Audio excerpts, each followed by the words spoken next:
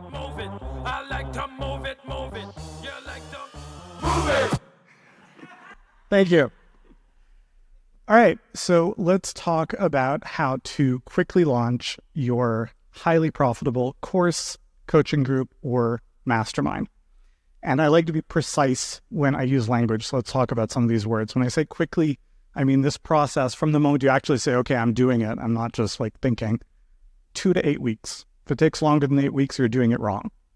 When I say highly profitable, I mean typically to the tune of tens of thousands of dollars per client, sometimes hundreds of thousands of dollars.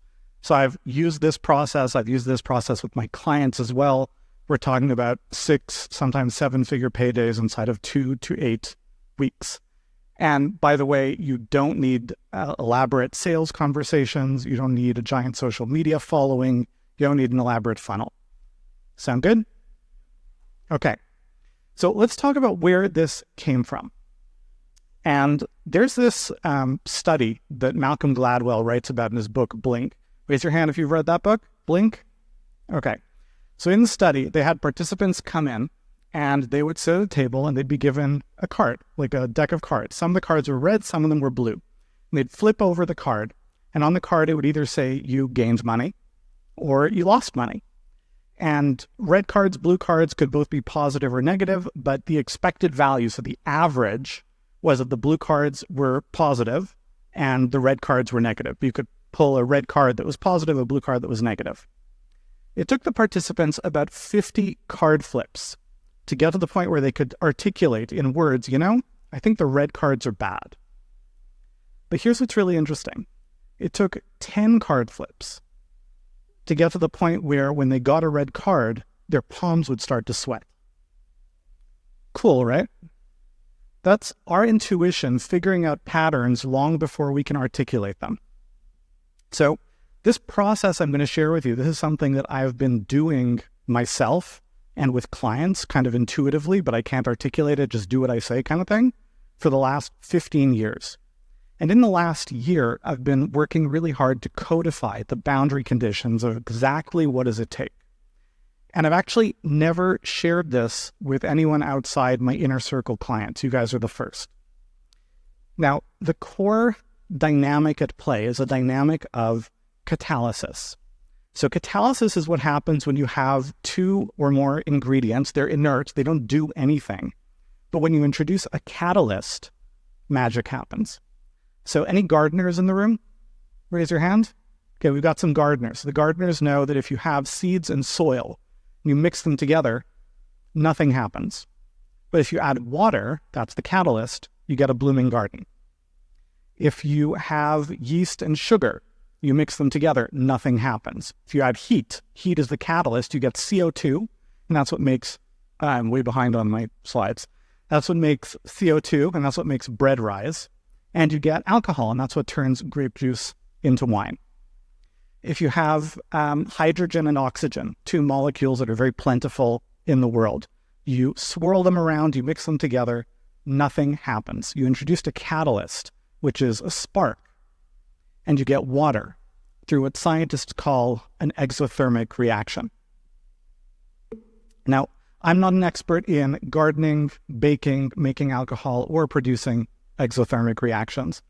But I have spent the last 15 years teaching coaches, consultants, and expertise-based entrepreneurs like many of you how to monetize their gift to create leverage, freedom, and impact, right? Leverage through money, through time, freedom to do what you want, when you want, how you want, by creating impact on your clients, on the world around you, and the broader world as a whole.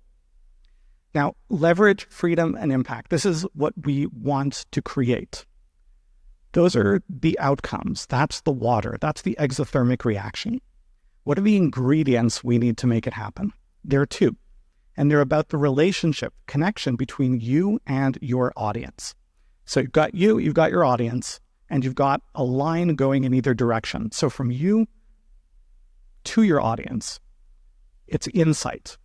Right? The connection from you to your audience is your insight into what they need, what they desire, what they value, what will contribute to their lives. That's the first ingredient. Second ingredient is trust. They have to trust you by virtue of your expertise, your credentials, your track record, most importantly, their lived experience with you. They have to trust you.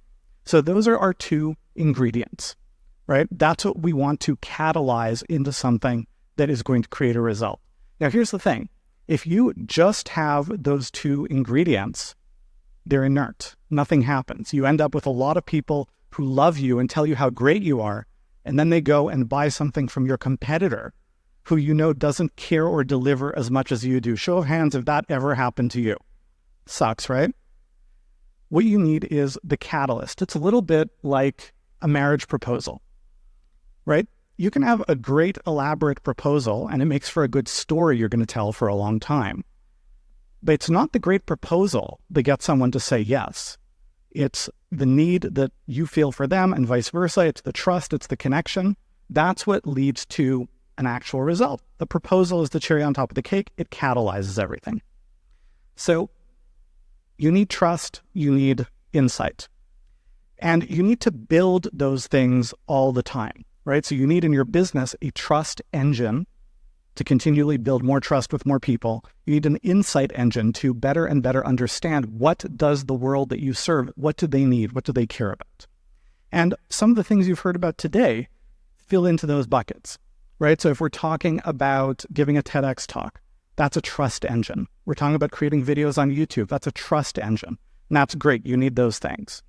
But I'm willing to bet that most of the people in this room already have enough trust established and enough insight into what their market needs that you can catalyze that and create an amazing result right now. So let's ask two questions. I'm going to ask you two questions you can answer for yourself. The first one is, do you know what your audience wants and needs? Raise your hand if the answer is yes. Okay. Second question, have you earned your audience's trust and respect? Raise your hand if the answer is yes. Okay. If you can't honestly raise your hand for both questions, what you need to do right now is focus on your insight and trust engines. And everyone should do that anyway. But if you can say yes to those questions, what you need is to catalyze those dynamics through what I call a catalyst offer. And that's what I'm going to walk you through creating this afternoon, wherever we end up sitting down. But I want to take you through the process now, and I'm looking at the time and I don't have much, so we're going to go very fast. The first ingredient is a fulfilled wish. This is about really tapping into the desire that people feel. Now, desire is a word that has been made clinical by overuse of marketers. Like, oh yes, what does the market want? What's the outcome?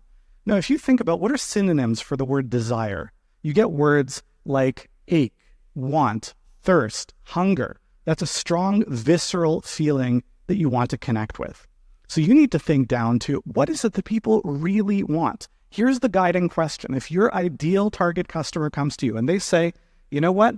I will pay and do whatever you tell me to, but this is the outcome that I want. What is that outcome? And that's how you justify those high prices, by the way.